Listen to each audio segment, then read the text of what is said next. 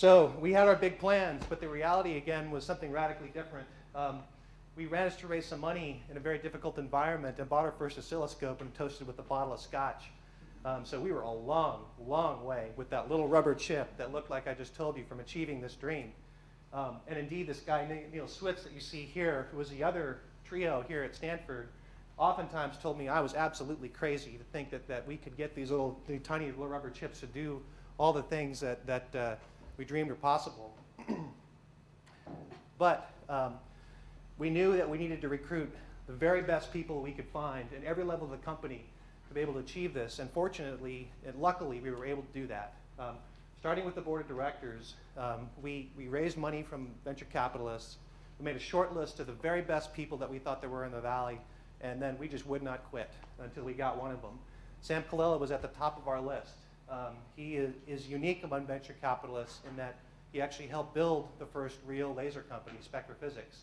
They had a very similar challenge to us. They had this really cool thing, a laser, and then they had to figure out what to do with it. And it wasn't, ray guns and cutting steel and all that other kind of stuff. The first real breakthrough applications were things like barcode scanners that nobody ever thought of when they first, when Arthur Shallow actually here at Stanford first got that thing to work.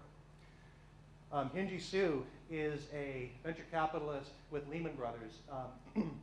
While Sam is somebody who has excellent operational insight and has been my mentor and guider now for years, Hinji is also the kind of guy, when it comes to something like financing, has just exquisite instinct. And he's also the kind of person that once he's committed, he won't give up.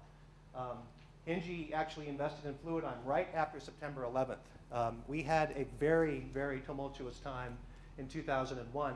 Because we needed to raise money. We needed it badly because we were trying to scale up our technology.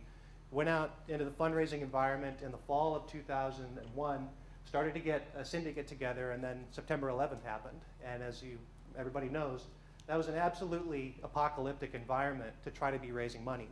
But I'd already gotten Hinji kind of hooked. And he had every reason to give up. Lehman Brothers' main office was gone. His apartment was gone. So he had every excuse to say, guys, look, I'm really sorry, we can't do this. But he had given me his word, and he followed through with it. And that is exactly the kind of person that I wanted associated with Fluidigm. And he's been absolutely excellent ever since. Ken Nussbacher is one of the founders of a very successful company called Affymetrix, which is really the leader in biochips. They make something radically different than what Fluidigm does. They're not competitive to us, but really the first company to establish this kind of model within the biopharmaceutical world.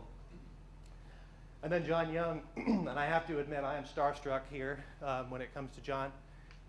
John was the CEO of Hewlett-Packard for many years, and I am just amazed at the insight that this man has when he comes from a board meeting at Chevron and comes to a little Fluidigm and is able to see with just unbelievable precision what our next challenge is going to be, to keep me focused on what that is, and to be able to look ahead and into the inner operations of a tiny company that's trying to build a market, trying to build a technology, when of course it has to have been 50 years since he was at a company like that.